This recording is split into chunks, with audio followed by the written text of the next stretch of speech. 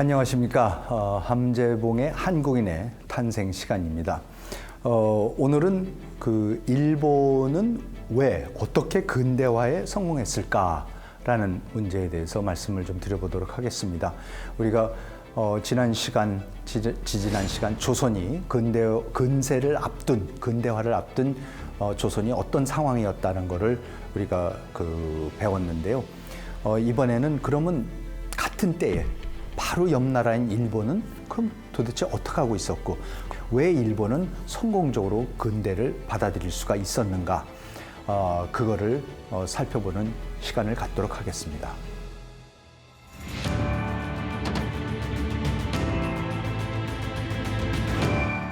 네, 그러면 일본은 어떻게 그렇게 근대화에 성공할 수 있었을까? 특히 중국에 비해서도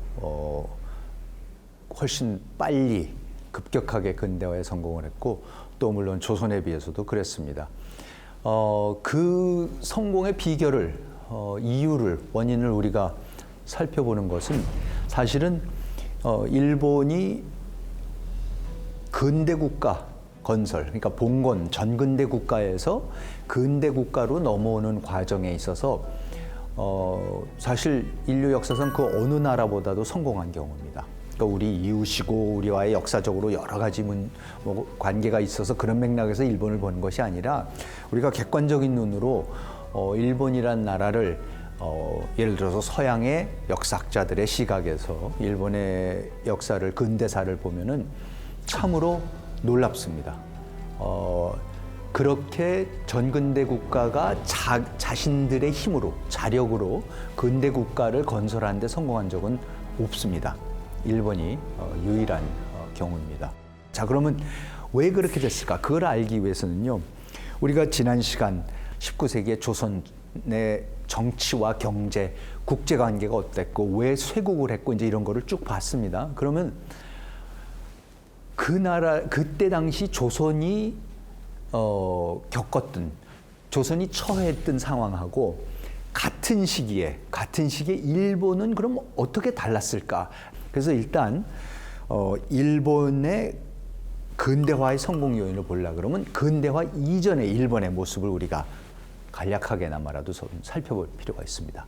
그 첫 번째로 일본의 주자학에 대해서 간략하게 말씀드리겠습니다. 일본의 주자학은, 조선의 주자학은 훨씬 일찍 들어왔죠. 우리는 사실 조선 개국 자체가 주자성리학을 들여오기 위해서, 그래서 이제 불교 국가를 유교 국가로 바꿨다, 이런 말씀을 쭉 드렸으니까 사실 14세기부터 조선은 이제 유교 국가, 주자성리학의 국가로 개조를 해나가는 역사였었고, 일본은 훨씬 늦게 들어옵니다. 일본의 주자학이 들어오는 건 사실은 임진왜란 이후에나 들어옵니다. 임진왜란 이후에나 주자학이 일본에 도래하는 거고, 그 중에 이제 대표적인 학자가 야마자키 안사이라는 사람이 있습니다. 이 사람은 이제 1618년에 태어나서 1682년에 죽었는데, 무슨 말씀이냐면 임진왜란 훨씬 후죠. 근데 이 사람을 일본의 거의 최초의 주자학자라고 합니다. 그런데 야마자키 안사의 여러 저술이 있고 그렇지만 참 재밌는 인용문이 하나 있습니다. 뭐냐면 일본 사람들이 주자학을 받아들이는 그 태도와 시각과 조선 사람들이 주자학을 받아들이는 그 시각, 굉장히 다릅니다. 특히 제가 이제 강조하고 싶은 것은 조선의 위정척사파가 주자학을 받아들이는 모습과 이 일본의 주자학자들이 받아들이는 것은 너무나 다릅니다. 자, 그래서 야마자키 안사이의 유명한 일화가 있습니다. 뭐냐면 어느 날 야마자키 안사이가 제자들하고 이제 수업을 하던 중에 제자들에게 질문을 이렇게 합니다. 지금 저 나라가, 그러니까 중국이 공자를 대장으로 삼고 맹자를 부장으로 삼아서 수만 명의 기병을 이끌고 와서 우리나라를 공격한다면 공맹의 도를 배우는 우리들은 어떻게 할 것인가? 라고 질문을 합니다. 공자, 맹자가 중국 사람들이니까 이 사람들이 어느 날 군대를 이끌고 우리나라를 쳐들어오면은 지금 공자, 맹자의 도를 배우고 있는 유교, 주자학을 배우고 있는 우리는 그럼 어떻게 상대를 할 것인가? 이제 그런 질문을 하는 겁니다. 저는 질문 자체가 참 기발하다고 생각을 합니다.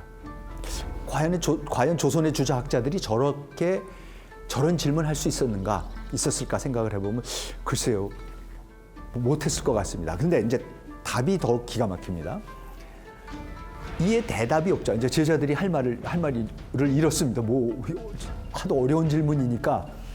그랬더니 이에 대답이 없자 다시 제자들에게 불행하게도 만약 이러한 재액을 만나게 된다면 우리들은 몸에 견고한 갑옷을 걸치고 손에 예리한 병기를 잡고 그들과 일전을 수행하여 공맹을 잡아 국군에 보답해야 할 것이다. 이것이 바로 공맹의 도다. 공자 맹자가 가리키는 것이 외국에서 이적이 쳐들어온다. 그러면 쳐서 없애야 되는 것이고 그것이 국군에 보답하는 길이라고 가리키는데 그게 설령 공자 맹자라도 해야 된다. 그러니까 저는 이걸 보면요, 그 사상과 이념은 받아들이되 자기식으로 자기의 입장에서 정확하게 객관화를 시켜서 받아들이는 겁니다. 아마 조선의 주자학자들은 감히 공맹을 잡아서 죽이는 것이 국군에 보답할 거라 하는 거라는 생각을 할 수가 없었을 것입니다. 저는 이것만 보더라도 일본이 주자학을 받아들이는 것과 조선이 주자학을 받아들이는 건 너무나 달랐었다. 그러니까 근대 이전의 모습도 굉장히 달랐다라는 것을 알 수가 있다고 생각을 합니다. 자, 그 다음에 일본의 에도 시대에 도쿠가와 시대, 그러니까 임진왜란이 끝나고 도쿠가와가 그 정권을 잡은 한 200년간의 이제 평화가 있죠. 그러면서 19세기 말까지 서양이 도래할 때까지 이제 도쿠가와 시대라 그러는데 그 시대에 주자학도 들여오지만 또 일본에서 자체적으로 고쿠각고 국학이 나옵니다. 이 국학이라는 게 우리나라에서도 지금 뭐 국학연구원, 국학연구소 이런 데 쓰는 바로 그 국학이 일본의 에도 시대에 나왔던 그 국학입니다. 근데 이 국학이라는 것은 주자학과는 굉장히 다른 일본 고유의 고유성을 찾는 그러한 그 학문이었습니다. 그 국학의 태두라고 할 수 있는 모토리 노리나가라는 유명한 학자가 있는데요. 이 사람이 중국 학문에 대해서 한 얘기가 있습니다. 그러니까 자기네의 국학을 만들면서 중국학에 대해서는 뭐라고 얘기했느냐면 이렇게 얘기를 합니다. 중국 책도 여가에는 충분히 읽을 만하다. 중국 책을 읽지 않는다면 그 나라의 단점도 알 수 없을 것이며 또한 일본의 고서가 전부 한문으로 쓰여 있으므로 중국 문자를 몰라서는 학문도 진전되기 어려울 것이기 때문이다. 중국이 만사에 그릇되어 있음을 잘 이해하고 또한 일본 혼만 뚜렷하고 흔들리지 않는다면 밤낮으로 중국 책을 읽는다 해도 마음이 동요되는 일은 없을 것이다. 사실 조선의 주자학자들 입장에서 보면 충격적인 얘기입니다. 우선 전제가 중국 책도 여가에는 충분히 읽을 만하다. 뭐냐면 중국 책은 그 내용 때문에 읽는 것이 아니라 그냥 여가로서 시간 남을 때 재미로서는 읽을 만하다. 왜냐하면 중국 책을 읽지 않으면은 그 나라의 단점을 알 수가 없답니다. 중국 책을 읽어야 되는 이유가 그 나라의 단점을 알기 위해서 읽는다라는 거죠. 그리고 또 하나는 뭐냐면 일본에서도 한문을 씁니다. 다 모든 책이 한자로 되어 있기 때문에 그 한자를 공부하기 위해서는 중국 책을 읽을 수밖에 없는 거고 공부할 수밖에 없는 거고 그걸 안 읽으면 일본 책도 모르니까 우리 책도 못 읽으니까 우리의 학문이 국학이 진전이 안 될 것이다. 그러니까는 어쩔 수 없이 읽지만 읽을 때 뭡니까? 이게 다 틀린 내용이고 그리고 일본 혼만 뚜렷하면은 아무리 중국 책을 많이 읽는다 해도 마음이 동요되는 일은 없을 것이다. 그러니까 완전히 객관을 시켜봅니다. 하나의 도구로서 중국이 왜 잘못됐고 그리고 자기네 학문을 하기 위한 한문을 익히기 위한 도구로서만 가치가 있는 것이 그 내용상으로는 중국 책들이 그렇죠? 유교 경전들이 아무 내용이 없다라고 얘기를 합니다. 이것이 일본 국학의 시작입니다. 이렇게 일본은 중국을 다르게 생각을 했었습니다. 그 다음은요, 이제 19세기에 들어오면 사쿠마 쇼잔이라는 학자가 있습니다. 이 사람은 요즘 말로 얘기하면 이제 안보 전문가입니다. 사실 근대적인 의미의 일본 최초의 외교 안보 전문가입니다. 그래서 이 사람은 서양이 자꾸 오는데 어떻게 해양 방어, 그러니까 바다를 어떻게 지킬 것인지 이런 거를 끊임없이 연구하고 그리고 서양 거를 이제 받아들여야 된다라고 주장했던 사람입니다. 그때에 자기의 죽음, 자기의 다이묘한테 이런 상소를 올립니다. 그때 이제 서양의 문물들이 들어올 때 그거에 반대하는 조선의 위정척사파 같은 일본의 손노조이파, 뭐 예를 들어서 아주 지독한 보수파들이 있습니다. 이 파들이 서양 문물을 일철 반대를 하니까 거기에 대해서 이렇게 얘기를 합니다.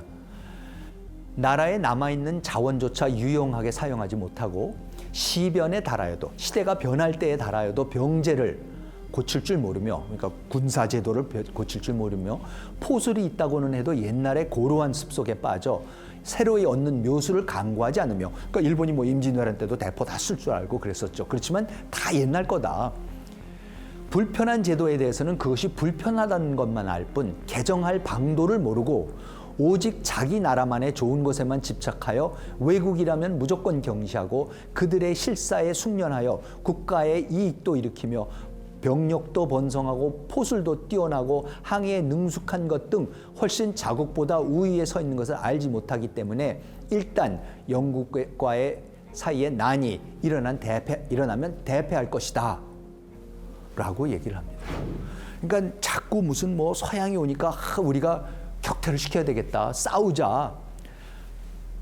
아니다. 지금 우리가 어떤 형편인지도 모르고 무조건 싸워봤자 나라의 굴욕만 가져다 올 뿐이다 라고 사쿠마 쇼자니 했는데, 생물연대가 1811년에서 1864년이면요 여러분 화서 이항로 면함 최익현과 동시대 사람입니다. 서양을 이적을 어패류로 보면서 가리킬 방법이 없으니까는 격퇴해야 된다고 하는 위정척사파와 같은 시대에 살던 일본의 안보 지식인은 저렇게 생각을 했습니다. 서양 것을 무조건 받아들여야 된다라고 얘기를 했습니다. 자, 그러면 이제 일본의 개국, 구체적으로 개국이 어떻게 일어나는가를 말씀드리겠습니다. 잘 아시는 소위 그 페리 제독의 페리 함대가 1853년에 도쿄만에 이제 에도만에 나타납니다. 페리 제독이 미국의 태평양 함대를 이끌고 오는 겁니다. 그런데 우리가 역사적으로 상기해야 될 게 참 재밌는 부분이 뭐냐면요. 아시아의 모든 나라들, 뭐 인도에서 시작해서 뭐 태국이 됐든 무슨 월남이 됐든 인도네시아가 됐든 중국이 됐든 다 누가 그 나라들을 개국시키냐면 영국이 개국을 시킵니다. 영국 아니면 뭐 네덜란드 이런 나라들이 개국을 시키는 거죠. 그렇죠? 그러니까 왜 그러냐면은 이 아시아가 유럽하고 붙어 있기 때문에 유럽 국가들이 아시아로 오는 게 가장 빠릅니다. 그래서 유럽에서 출발해서 동쪽으로 오다 보면은 쭉 거치게 돼서 중국에까지 옵니다. 그래서 전부 다 개항을 시킨 것이 영국입니다. 그런데 미국만요, 생각해보세요. 일본을 개국시킨 것은 미국입니다. 왜냐하면 이때 이 미국이 이미 어떻게 됩니까? 미국이 미국의 동부에서 시작을 하지만 이미 1860년대가 되면은 50년대가 되면 어떻게 됩니까? 벌써 서부 개척을 통해 가지고 샌프란시스코까지 도착을 해서 샌프란시스코가 큰 항구가 되면서 미국이 태평양 국가로 떠오릅니다.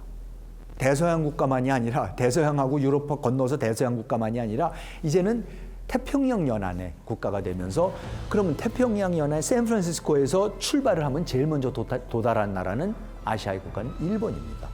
그러니까 미국이 일본을 개항하게 되는 거죠. 그래서 그때 이제 페리 제독이 일본에 이제 오게 됩니다. 자, 그래서 그때 와서 그 강제로 개국을 시킵니다.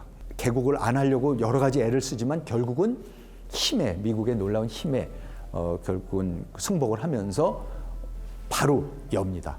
그래서 미국하고 조약을 1854년에 가나가와 조약을 맺고 1858년에 해리스 조약이라고 하고 일미수호 통상 조약이라는 걸 맺습니다. 자, 그리고 나서는 1860년에 최초로 사절단을 미국에 보냅니다. 1858년에 해리스 조약을 통해서요, 미국에서는 자기네 공사를 일본에 상주를 시키기 시작합니다. 근데 일본 입장에서는 지금 미국에다가 뭐 워싱턴에 가서 건물을 사고 거기에 가서 외교 활동을 할 수 있는 만큼 뭐 영어나 모든 것이 능통하고 이런 사람들이 없으니까 아예 상주 외교관을 파견할 생각도 못 하고 있다가 1860년에 돼서는 야 그래도 외교관을 상주시키진 못하지만 그래도 우리가 한번 답방이라도 해야겠다. 그 미국이 공사를 파견을 했으니까. 여러분 나중에 우리가 1882년에 조미수호 통상조약을 맺고 1883년에 미국의 후트 공사가 오니까 우리는 미국의 후트 공사를 파견 상주를 시키지는 못하지만 그때 대신 답방을 해서 보빙사를 보내지 않습니까? 민영익을 필두로 해서 그 보빙사의 모델이 바로 이 견미사절단입니다. 그래서 1860년에 견미사절단을 보냅니다. 그래서 미국이 군함을 제공을 해서 그 군함을 타고 그러니까 사절단 대표들이 군함을 타고 이제 태평양을 건너서 미국을 샌프란시스코로 갑니다. 그런데 그때의 일본 사람들이 간닌마루라고 하는 조그만 배가 있습니다. 이 배를 몇 년 전에 네덜란드로부터 구입한 배입니다. 그러면서 네덜란드로부터 이 배를 받아가지고요, 일본 사람들이 뭘 했었냐면은 네덜란드 보고 해군 장교들하고 수병들을 파견을 해서 우리들한테 이 서양 군함을 배를 어떻게 운영하는지를 가르쳐달라 그래서 수년간 그 훈련을 합니다. 그럴 때에 자기네 대사급 공식 사절단을 저 조그만 배에 태워서 보낼 수는 없습니다. 그러니까 미국이 제공하는 군함에 태워서 보냈죠. 그렇지만 우리들끼리라도 몇 사람이라도 그동안 우리가 훈련했던 이 간닌마루를 타고 그 군함을 따라서 태평양을 건너겠다 그럽니다. 그래서 그걸 따라갑니다. 저 조그만 배를 타고 한 달을 걸쳐서 그 풍랑을 헤치고 그래서 샌프란시스코까지 갑니다. 그래서 이 사진에서 지금 보시는 그 6명이 앉아 있는 사진이 뭐냐면 그때의 간닌마루를 타고 갔던 선원들입니다. 근데 굉장히 재미있는 게 그 간닌마루를 타고 갔던 선원들 앉아 있는 6명 중에 지금 사진을 보시면 향해서 오른쪽 끝에 앉아 있는 사람이 바로 후쿠자와 유키치입니다. 젊은 후쿠자와 유키치. 나중에 게이오 대학을 세우고 일본의 최고의 근대 지식인이 되고 우리가 문명개화라는 개념을 만들어내고 한 바로 그 후쿠자와 유키치입니다. 이때 후쿠자와 유키치가 어떻게 해서든지 자기는 서양에 가봐야 되겠다 그래가지고는 부탁을 해갖고는 이 배에서 이제 하급 그 선원으로서 타게 됩니다. 그래서 건너서 미국을 갑니다.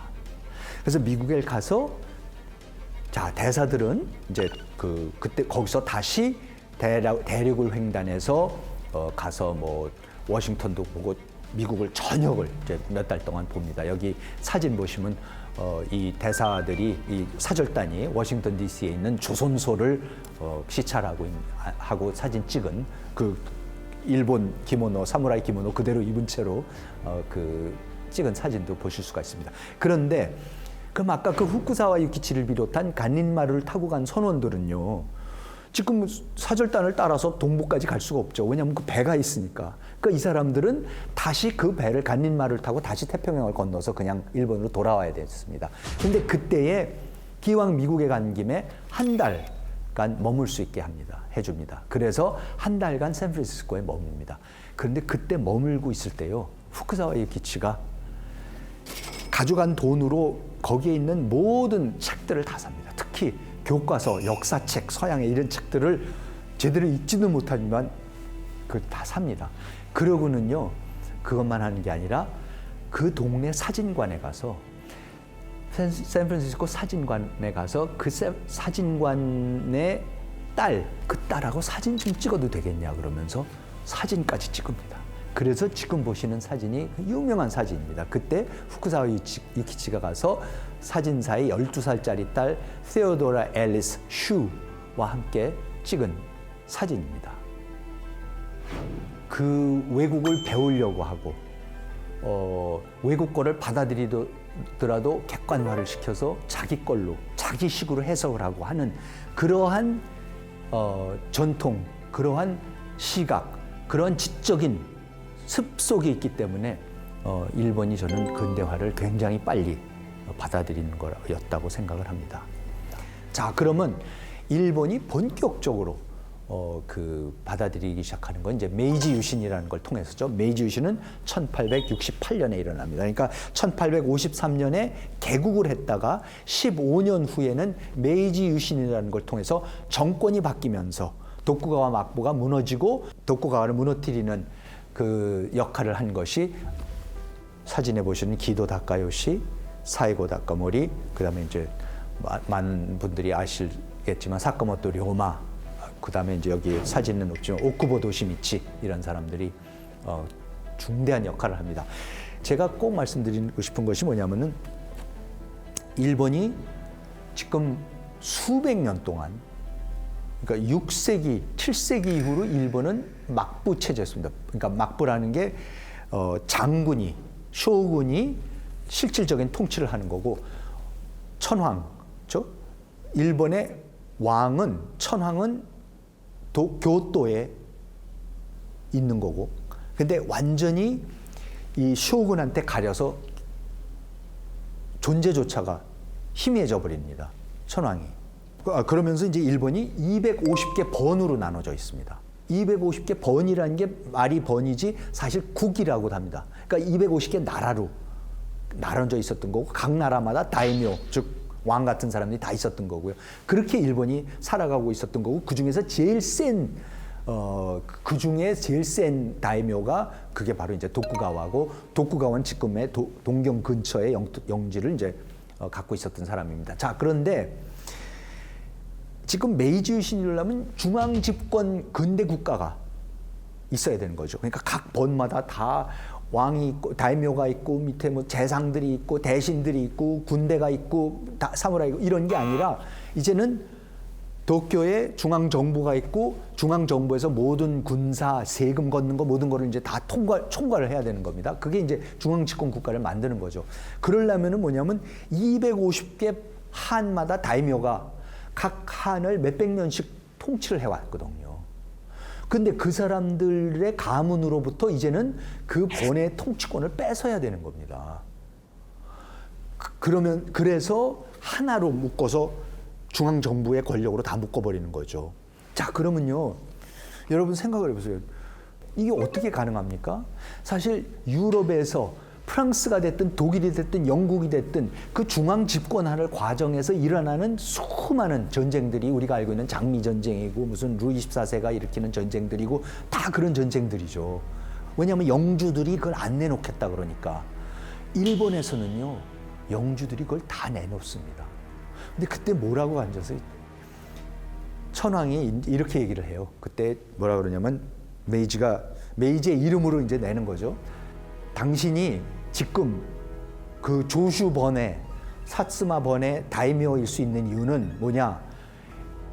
몇백 년 전에 나 천황의 멧대조 할아버지가 당신의 멧대조 할아버지한테 그 땅을 봉토로 하사했기 때문에 된 거 아니냐. 그렇죠?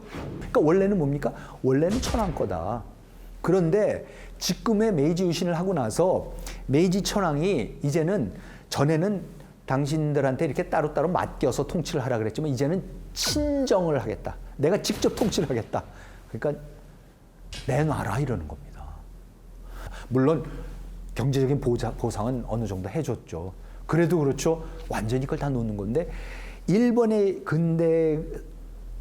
근대화가 너무나 성공적이었던 이유는 유럽의 모든 나라들도 다 봉건 체제에서 근대 중앙집권 체제로 넘어가는데 다 전쟁을 겪는데요. 엄청난 전쟁들을 겪는데 일본은 전쟁을 안 겪습니다. 그 내용이 기록된 것이 있습니다. 이때 그 기프드라고 영국 사람이 일본에 와서 이미 살고 있었습니다. 뭐 1853년부터 영국 사람들이 특히 58년부터 본격적으로 이제 와서 살기 시작을 했으니까 그때에 후쿠이 번에 그 살고 있었던 이 영국 사람이 있습니다. 그때에 판적 봉환이라는 게 일어나는 거죠. 그게 뭐냐면 야, 내가 너희 조상들한테 이걸 통치할 권한을 줬는데 그걸 도로 내놔라. 그걸 이제 판적 봉환이라 그랬던 거죠. 그래서 판적 봉환이 일어나는 상황을 기프트가 가서 그걸 직접 보는 겁니다. 그래서 이렇게 그때에 생생하게 증언을 한 게 있습니다. 나는 아직 봉건 제도의 하에 있는 후쿠이성에 살고 있었기에 이 칙령, 그러니까 판적 봉환의 즉각적인 효과가 어떤 것인지 직접 볼 수 있는 좋은 기회를 가졌다. 세 장면이 가장 인상적이었다. 첫 번째 장면은 1871년 7월 18일 번해 관청에 천황의 판적 봉환 칙령이 도착했을 때였다. 경악, 분노, 공포, 불길한 예감이 충성심과 모두 뒤죽박죽이었다. 천황의 대리인이자 1898년에 공표된 5개조의 서문을 초안했던 유리 기미마사를 죽여야 한다는 논의도 왔다. 그런데 그 다음에 이제 기가 막힌 얘기가 나옵니다. 두 번째는 1871년 10월 1일 성의 대접견실에서 에키젠, 후쿠이성을 다른 이름입니다. 에키젠의 다이묘가 수백 명의 신하들에게 자신에 대한 충성심을 국가에 대한 애국심으로 바꿀 것과 지역의 이익을 국가의 이익으로 전환할 것을 당부하는 숭고한 연설을 하는 장면이다. 그러니까 자신에 대한 충성심, 번에 대한 충성심을 이제 천황과 나라에 대한 충성심으로 바꿔달라. 그리고 여태까지는 후쿠이 번의 이익을 위해서 여러분들이 힘써왔지만 이제는 이 통일된 나라 전체의 이익을 위해서 힘써달라라고 숭고한 연설을 합니다. 세 번째는 그 다음 날 아침 영주가 조상으로부터 대대로 물려받은 성을 마지막으로 나서 아무런 권력도 없는 평범한 신사로 여생을 살기 위해 도쿄로 출발하는 마지막 모습을 보고자 에키젠의 4만 시민 거의 전부가 길거리로 나와 배웅하는 장면이다. 일본은 이렇게 해서 250개 번으로 나뉘었던 봉건 국가가 이렇게 해서 통일이 됩니다.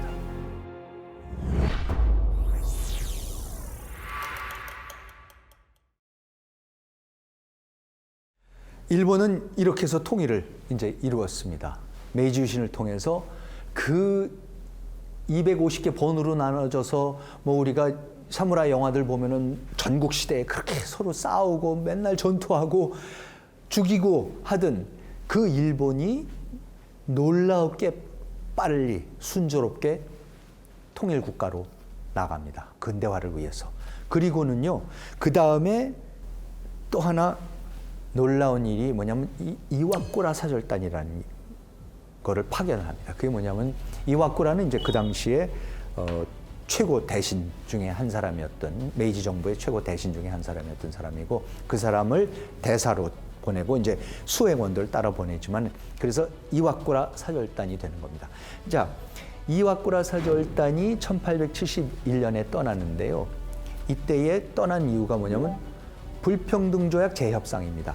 아까 가나가 조약을 통해서 처음으로 미국하고 조약을 맺었다고 말씀드렸잖아요. 그때의 사실은 불평등조약이었죠. 미국이 강요하는 조약이었기 때문에 불평등조항이 굉장히 많았습니다.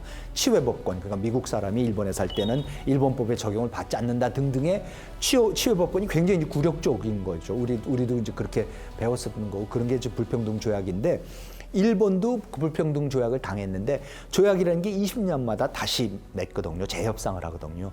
그래서 1873년이면은 조약을 재협상을 할 수가 있기 때문에 미리 그 협상 여부를 알기 위해서 이제 또 사절단을 파견하는 거. 두 번째 이유는 사실 보다 더 근본적이고 중요한 이유는 뭐냐면 서양 선진 문물을 시찰하러 보냅니다. 그런데 이 시찰단이요, 이와꾸라 도모미 그 당시 최고 정부 최고 수반이었고 오쿠보 도시미치, 기도 다카요시, 이토 히로부미 등 46명의 공식 수행원인데 이 사람들이 뭐냐면 전부 다 메이지 유신의 핵심 인물들입니다.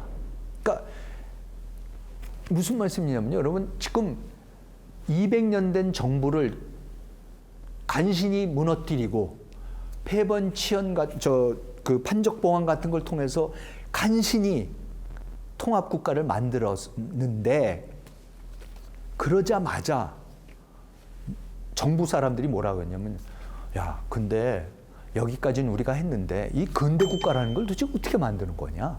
이거 도저히 모르겠다. 우리 한번 나가서 공부를 좀 하고 오겠다. 와야겠다. 그래서 일부는 당신들 남아서 나라 좀 지키고 우리 외국 나가서 공부하고 올게 그러면서요. 정부가 정부가 최소의 숫자만 나누고 정부 전체가 해외 유학을 떠납니다. 여러분 2년간 떠납니다. 그래서 미국을 거쳐서 유럽을 전부 다 돌면서 2년간 유학을 다녀옵니다. 참으로 놀라운 일입니다. 아마 인류 역사상 정부가 전체적으로 유학을 동시에 함께 떠난 일은 들어본 적이 없으실 겁니다. 그게 이와꾸라 사절단입니다. 그만큼 외국의 거를 배워야겠다, 외국의 문물을 들여와야겠다라는, 그리고 들여와야만 한다라는 그 당위성을 너무나도 이 사람들이 잘 이해를 했던 거죠. 그래서 떠나면서 공식 수행원과 수십 명의 이제 학생들까지 데려갑니다. 그래서 그 학생들을 데려가면은 거기에 남자 학생들을 뭐 놓고서는 거기서 고학을 시켜서 그 학생들이 공부를 해갖고 나중에 그 하버드 대학교에 들어가서 나중에 큰 대신들이 되고 뭐 이런 일들이 수도 없이 벌어지고, 그때의 여학생들, 어린 여학생들 5명을 사무라이의 딸들을 데리고 가서 미국에 있는 집 가문에다 그 부탁을 해서 거기서 자라면서 미국에서 중고등학교, 여자 대학교까지 다 나오게 해서 나중에 일본으로 돌아와서 여자 대학을 세우게 하고 뭐 등등의 참 놀라운 일들을 이제 이 사람들이 합니다. 그래서 이 지도를 한번 보시면요, 이 지도를 보시면은 그 일본에서 요코하마에서 출발해서 샌프란시스코로 해서 미국에서 4개월 동안 치료하면서 있다가 시카고를 거쳐서 뉴욕, 워싱턴으로 갔다가 그 다음에 뉴욕으로 해서 뉴욕에서 대서양을 건너서 런던으로 해서 그리고 이제 유럽을 전역을 돌아다닙니다. 1년 반 동안 대학교, 공장, 철도, 하여튼 그 당시 첨단 모든 것을 다 합니다. 그래서 영국에 가면 빅토리아 여왕을 만나고, 프랑스에 가면 프랑스 대통령을 만나고, 독일에 가서는 독일 재상 비스마르크를 만납니다. 만나갖고 국제관계란 어떻게 하는가. 그래서 비스마르크가 그때 오쿠보 도시미치, 기도 다카요시, 이와쿠라 이런 사람들 보고 가르쳐줍니다. 야, 독일 우리도 최근까지 갈갈이 갈라져 있었던 봉건 국가였는데 내가 이렇게 해갖고 통일을 된 근대 국가를 만들었다. 당신들도 이렇게 하라고 하는 연설도 듣고 그걸 배워갖고 또 오기도 하고 그럽니다. 그래서 결국은 2년에 걸친 유학 끝에 정부가 1873년에 돌아옵니다. 자, 그런데요, 돌아오게 되는 이유가 우리 역사와 너무나도 밀접한 이유. 이와꾸라 사절단이 돌아오는 가장 2년 만에, 뭐 원래도 그 정도 있을 생각이긴 했지만 생각보다 빨리 일정을 줄여가지고 더 빨리 시급하게 귀국해야 될 이유가 있었는데, 그게 뭐냐면 바로 이와꾸라 사절단이 외국을 돌아다니고 있을 때, 해외 유학을 다니고 있을 때 일본에서 남아 있던 사람들 사이에 정한론이 일어납니다. 그 유명한 정한론이 일어납니다. 그래서 정한론이 뭐냐면은 일본이 아직까지도 수백 개 그 번으로 나눠져 있었던 나라를 간신히 판적봉안 이런 걸 통해서 이제 했는데 여전히 많은 사람들이 불만이 많습니다. 옛날이 그립고 옛날 체제가 더 좋았다. 왜 이런 혼란을 지금 일으키고 있느냐 그러면서 반대하는 일들이 벌어지고, 그러니까는 남아 있었던 정부 사람들끼리 무슨 얘기를 하냐면, 그 중에서 특히 사이고 다카모리라고, 이 사이고가 야, 이렇게 나라가 지금 갈라져서 통합을 못하고 있는데 그러면 이 나라를 통일하는 방법이 뭐냐면은 옆에 나라하고 전쟁을 하면은 나라가 통합이 되지 않느냐. 그런데 지금 전쟁을 어떻게 일으키느냐. 근데 보니까 조선이 자꾸 사신을 보내갖고 그 외관에 사신을 보내가지고, 아, 우리 정부가 이렇게 바뀌었으니까 조선하고 다시 조약을 맺자 이런 얘기를 했을 때, 그때 이제 조선에서 다 거부를 했었던 거죠. 그러니까 이제 그때 사이고가 뭐라 그러냐면, 내가 또 한 번 조선에 건너가서 단판을 지을 텐데 분명히 조선 사람들이 나를 죽일 것이다. 그러면 나를 죽이면은 그거를 핑계로 해서 너희들이 군사를 이끌고 쳐들어와라. 근데 그렇게 군사를 일으키면 뭔 일이 벌어지냐면, 이길 수도 있고 질 수도 있지만 중요한 거 뭐냐면 전쟁을 일으키면 나라가 하나로 통합이 된다는 겁니다.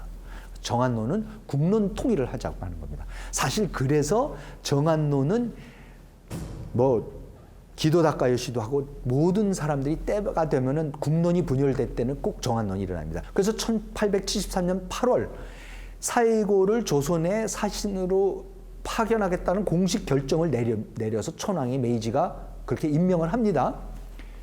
그랬더니 그 당시에 정부에서 급히 이와꾸라 사절단에 전보를 쳐서 빨리 귀국하라, 큰일 났다, 조금만 며칠만 기다리면은 사이고가 조선에 건너가서 보나마나 죽게 될 것이고 그러면 이제 또 전쟁을 일으키자는 얘기가 나올 테니까 빨리 큰일 났다 돌아오라. 그래서 1873년 9월 달에 이와꾸라하고 오쿠보가 기도가 급거 귀국을 합니다. 귀국을 해가지고는 그 천황이 임명한 거를 철회하게 합니다. 그 당시의 상황을 그려놓은 유명한 그림들이 있는데 이 그림에서도 보시면은 앉아있는 그 대신 옷을 앉아있는 게 이제 그 이와꾸라하고 그 앞에 큰 수염을 하고 서양 옷을 입는 게 이제 사이고 다카모리고 그러면서 그때에 서로가 칼을 빼들고 겨누면서까지 그 싸웁니다. 근데 결국은 천황이 이걸 중지를 시킵니다. 그러면서 오쿠보가 사이고를 쫓아내고 권력을 잡습니다. 그리고는 오쿠보가 외교적으로 조선을 열어야 된다. 그래서 강화도 조약을 맺게 되는 게 오쿠보 때문에 그 강화도 조약을 맺어서 조선의 개국이 그렇게 해서 이루어지게 됩니다. 반면 바로 그 다음해인 1877년에 세난 전쟁, 서남 전쟁, 사이고가 드디어 반란을 일으켜서 자기의 중마고가 보낸 전쟁, 그 군대와 싸우다가 결국은 죽습니다. 그리고 사이고가 그렇게 해서 죽고 기도 다카요시는 병으로 죽고 그리고 오쿠보는 암살을 당합니다. 사이고를 추종하는 세력들한테 암살을 당합니다. 자, 이래서 그 메이지 유신의 1세대가 모두 거의 동시에 사망을 하고 그 다음 세대가 이제 이토 히로부미, 야마가타 아리토모 이런 사람들의 마츠카타 마사요시 이런 2세대들이 들어와서 일본의 본격적인 근대화를 또 시작을 하게 됩니다. 자, 그러면요, 그 근대 국가의 모습이 뭐냐면요, 그 개혁이 뭐냐면 메이지 유신의 본격적인 개혁이 뭐냐면 정치 개혁입니다. 내각제, 서양식 내각제를 하고 두 번째가 경제 개혁을 합니다. 세제 개혁을 하는 거고 산업화를 일으키는 거고 메이지 헌법을 만드는 거고 교육 개혁을 합니다. 여러분 1875년이 되면요, 메이지 유신한 지 68년에 메이지 유신을 하고 7년 만에 일본의 초등학교가 2만 개가 생깁니다.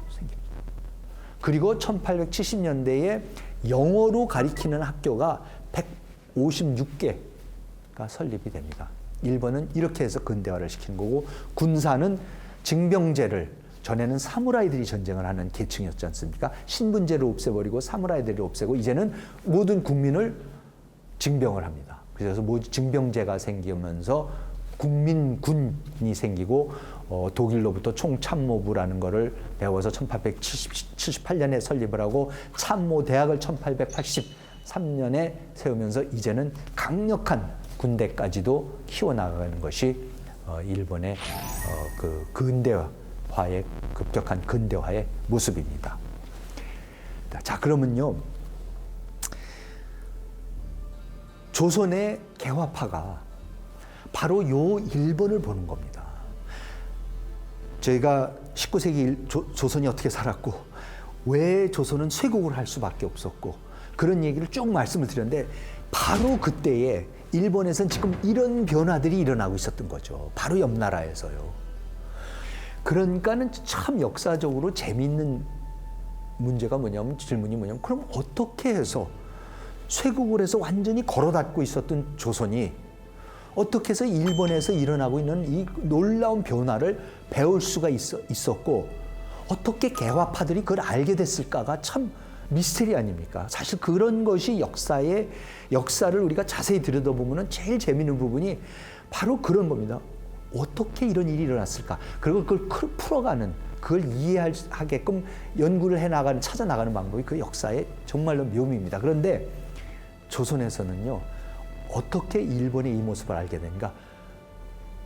불교 승 때문에 그랬습니다. 불교 스님 이동인이라는 불교 스님 때문에 일본의 이 변화를 알게 됐습니다. 그걸 어떻게 아느냐면 이런 겁니다. 이동인이라는 불교 스님이 동네 범어사 출신입니다. 부산 분입니다. 그러면서 이분이 뭐 어렸을 때 뭐를 했는지 전혀 모르죠. 그냥 금강산에 가서 거기에 있는 고승을 만나서 좀 배웠다 뭐 이런 정도지만 여러분 생각해 보세요. 불교 스님은요 조선시대는 천민이었습니다. 조선 도성에 들어가지도 못했습니다. 천민 계급이었죠 스님들이. 자 그러면 뭐 스님들을 위한 뭐 학교가 있습니까? 불경을 따로 뭐 나라에서 인쇄를 해줘서 어디 도서관이 있어서 가서 찾아서 볼 수가 있습니까? 학교가 아무것도 없습니다. 자 그런데 아까 1876년에 강화도 조약을 맺었다 그러지 않습니까? 강화도 조약을 맺었다면 뭐냐면요.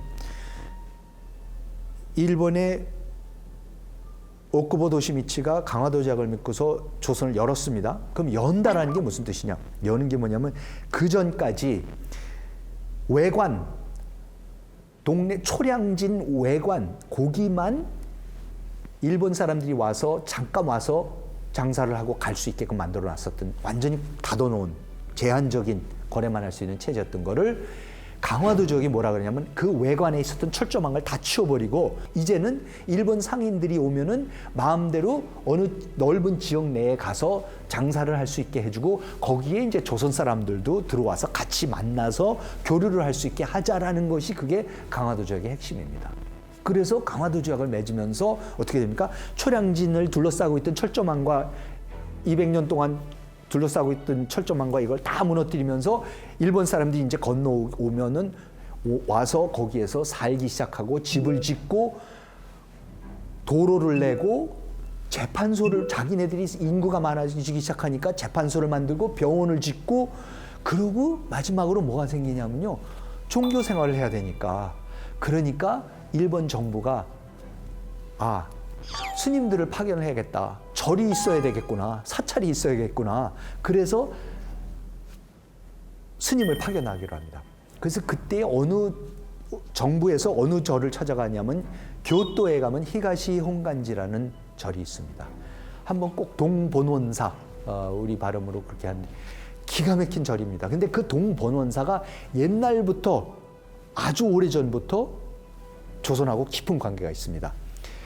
그 당시 그 절에 있었던 스님 보고 당신이 좀 건너가서 일본 사람 그러니까 부산에 지금 살고 있는 동네에 살고 있는 일본 사람들 사이에 가서 좀 그 사람들 종교 활동을 위해서 사찰도 열고 이제 뭐 포교 활동을 하시오 이렇게 오쿠무라 엔신이라는 분한테 부탁을 합니다. 근데 그 오쿠무라 엔신의 멧돼지 할아버지가 누구냐면은 오다 노부나가라는 일본의 유명한 무장이 있었는데 그 무장이 죽은 다음에 그 사람이 사실은 조선에 건너와서 부산에 건너와서 고독사라는 절을 창건을 합니다. 그 사람의 몇 대 후손입니다. 그 사람한테 오쿠무라 엔신한테 가서 당신이 멧돼지 할아버지를 이어서 다시 조선에 건너가시오. 그래서 건너옵니다. 그래서 와서 동본원사 부산별원이라는 절을 세웁니다. 부산의 한복판에 근사한 절을 세웁니다. 그때에 바로 범어사 출신인 이동인 이분이 새 사찰이 부산 한복판에 생기는 거고 가서 보니까 온갖 불경 책들과 모든 것을 다 갖추고 있는 거예요. 그래서 이동인이 나타납니다. 어느 날 오쿠무라 엔신한테 나타나서 오쿠무라 엔신한테 와갖고 뭐 내가 이런 사람입니다 하고 대화를 나누기 시작합니다. 그거를 오쿠무라 엔신은 당시 매일같이 보고서를 써서 다 히가시 혼간지 보고를 했던 그 내용들이 그대로 있습니다. 그래서 어느 날 이동인이라는 사람이 찾아왔다.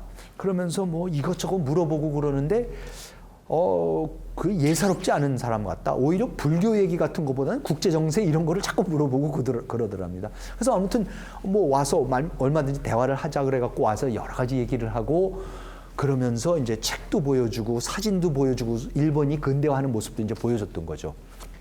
그랬는데 오쿠무라 엔신 기록에 어느 날 갑자기 이동인이 사라졌다 그럽니다. 매일 나타나더니 어느 날 안 나타난다는 거예요. 그런데 그 그 이동인이 어디에 나타나냐면 서울에 가서 서재필 박사의 일기에 나타납니다.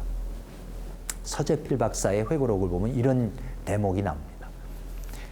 어느 해인지 기억이 안 되나 아마 봄철이지 하루는 김옥균이가 여러 사람들 데리고 세절이라고, 지금도 있나? 세절. 절 이름이 무엇인지 몰라도 그때 흔히 세절이라고 불렀는데 그 절로 놀러 가자고 그런단 말이야.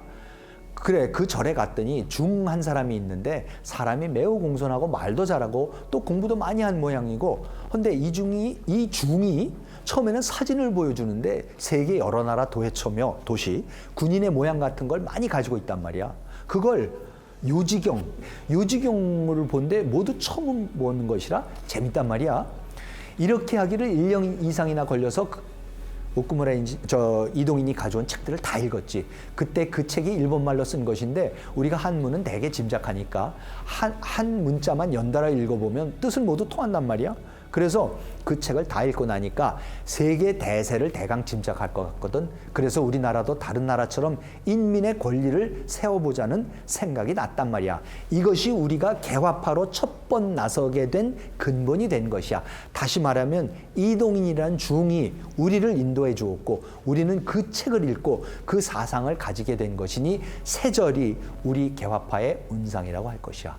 여러분, 제가 봉원동 연세대학교 이대 뒤에 있는 봉원동에서 자랐습니다. 그 봉원동 뒤에 있는 봉원사가 그게 세절입니다. 저 어릴 때 그 세절이라고 했는데요. 알고 보니까 그 세절이 바로 그 개화파의 온상입니다. 그러니까 오쿠무라 인신을 만나서 일본에서 일어나고 있는 급격한 변화에 대한 사진과 책들을 가지고 이 사람이 서울로 와서는 김옥균하고 박용효 이런 사람들 찾아서 그거를 서재필 이런 사람들 찾아서 몰래 봉원사 세절에 숨어서 그걸 보여주고 이 사람들은 그걸 1년씩 공부를 한 다음에 우리도 나라를 열어야 되겠구나. 그러면서 그때 김옥균하고 박용효가 이동인한테 금괴 세 덩어리를 주면서 당신 어떻게 해서든지 일본으로 건너가시오 그럽니다. 그래서 이동인이 금괴를 들고서 금덩어리를 들고서 다시 오쿠무라 엔신한테 나타납니다. 그래서 오쿠무라 엔신 일기에 나옵니다. 어느 날 갑자기 이동인이 다시 나타나는데 금맷덩어리를 들고 와갖고 자기를 일본에 보내달라 그런다는 겁니다. 왜냐? 김옥균하고 박용호가 당신 빨리 일본에 한번 어떻게 해서든지 건너가서 일본을 배우라 그런 겁니다. 그래서 오쿠무라 엔신이 동본원사랑 협의를 한 후에 이동인을 벙어리 거지로 변장을 시켜갖고 몰래 밀항을 시켜서 일본으로 보냅니다. 그래서 일본의 동본원사에 가서 일본말을 배우고 일본 중으로 득도식을 하고 1년 만에 일본 스님이 돼서 그 다음에는 도쿄로 보내서 도쿄에 와 있는 외국 사절들 다 만나게 하고 그리고 거기서 후쿠사와 유키치도 만나게 하는 겁니다. 그러면서 그 이동인이 2차 수신사로 건너온 김홍집을 만나서 김홍집한테 설득을 해서 김홍집이 이동인을 데리고 가서는 고종한테 소개를 한 다음에 빨리 개국을 해야 됩니다. 그래서 그때의 신사유람단이라는 걸 만들어서 다시 보내게 됩니다. 안타까운 일은 이동인이 그때 암살이 됩니다. 아무도 모릅니다. 어떻게 누가 죽였는지 누군가가 쇄국주의자가 누군가가 죽였겠죠. 그렇지만 스님 중이 하나 죽은 거에 대해서 아무 수사도 없었던 거고 천민이었으니까요. 그러면서 역사에 완전히 미스터리 인물로 사실은 묻히게 됩니다. 그렇지만 신사유람단이 그때 건너가게 되는 거고 그때에 육일준, 윤치호 이런 분들이 가서 일본 유학을 하기 시작하고 미국 유학을 가기 시작하고 그러면서 조선이 개국을 하기 시작하는데 그 결정적인 역할을 하는 분이 바로 이동인이라는 스님이었습니다. 자, 그래서 일본의 근대화의 모습을 조선이 이렇게 배우기 시작하는 거고 그 뒤를 이어서 개화파라는 분들이 나와서 일본이 급격하게 시도하고 있는 근대화를 우리도 배우자. 그래서 개화파가 탄생하게 되는 겁니다. 네, 오늘은 일본이 어떻게 근대화에 성공했는가를 알아보는 시간이었습니다. 다음 시간에는 중국은 그렇다면 왜 근대화에 실패했는가를 알아보는 시간을 갖도록 하겠습니다. 역사적 사건과 인물을 통해서 한국인의 정체성을 탐구해 나가는 함재봉의 한국인의 탄생이었습니다. 시청해 주신 여러분 감사합니다. 다음 시간에 다시 찾아뵙겠습니다.